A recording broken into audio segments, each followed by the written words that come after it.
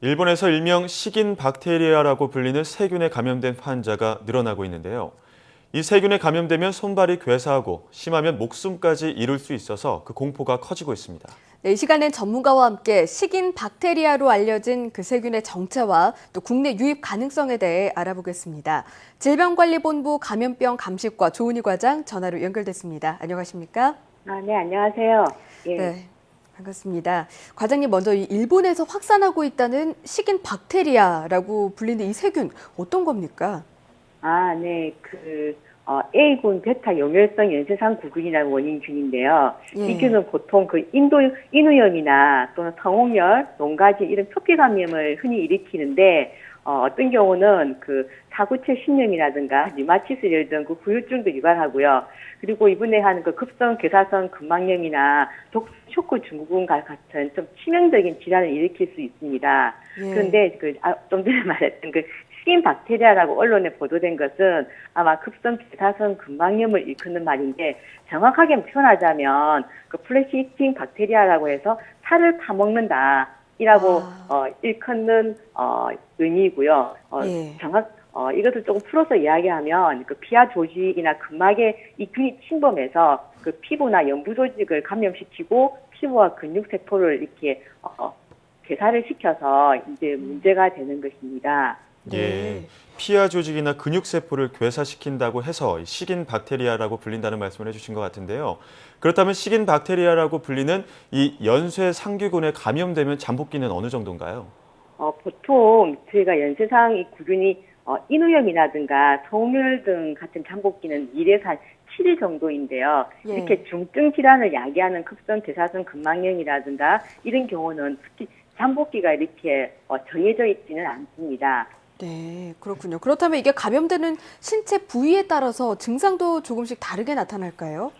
네, 그렇습니다. 아까 A군 베타 용혈성 연쇄상 구균이 앞에서도 언급드렸듯이 표면 감염 같은 경우는 아까 인후염이라든가 농가진, 성홍열 이런 것 등도 있고, 그다음에 이제 신장을 침범해서 신구체 신염이라든가 아니면 이제 신장을 갖다가 침범하는 류마티스 열도 있고요. 근데 네. 이게 이제 강하게 이제 중증으로 신수적으로 이렇게 감염이 되면 괴사 근막염이라든가 복수 쇼크 증후군 등이 일어나서 일단은 치명률이 높은 질환이 될 수도 있습니다. 네, 예. 굉장히 다양한 질환을 유발할 수 있는 것 같은데요. 예.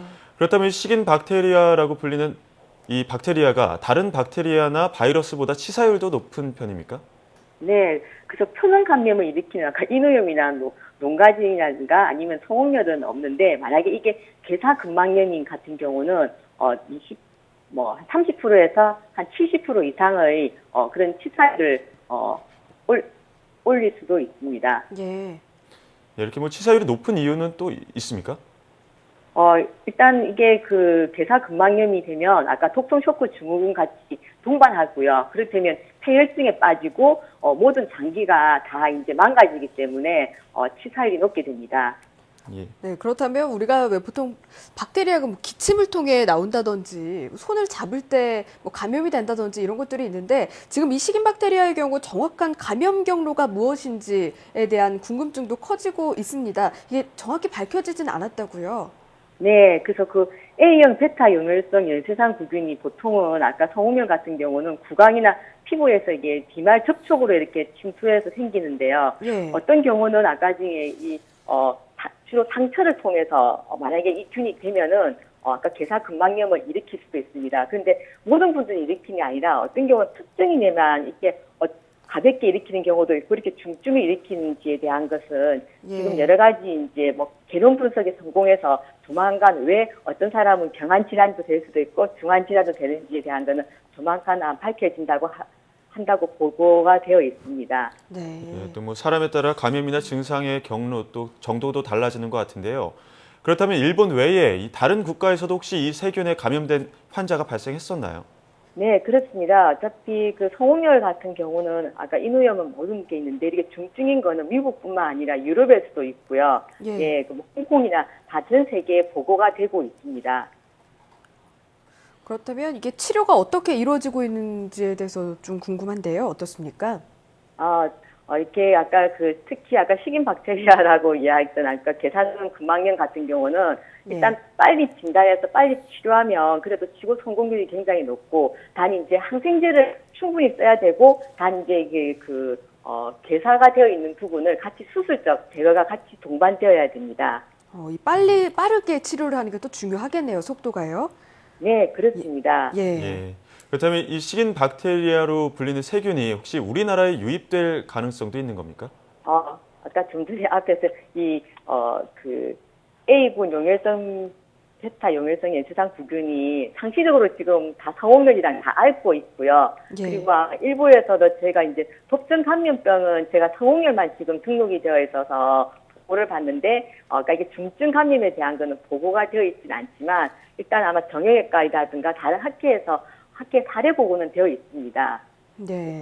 유입은 들어온 게 아니라 지금 있고 다 이제 저희가 독성 감염병으로 이런 중증 A군 베타 용혈성 연쇄사 구균에 대한 감염증이 신고가 안 됐다 뿐이지 국내는 있는데 단 나중에 저희들이 이거에 대해서 일본이 지금 오류에 일단 법정 감염병 등록이 되어 있어서 우리나라도 이거에 대해서 좀 더 추가적으로 법정 감염병으로 포함시킬지는 좀 더 검토하는 것을 지금 하는 중입니다. 네, 아무래도 미리미리 좀 대처하는 것도 필요할 것 같은데요.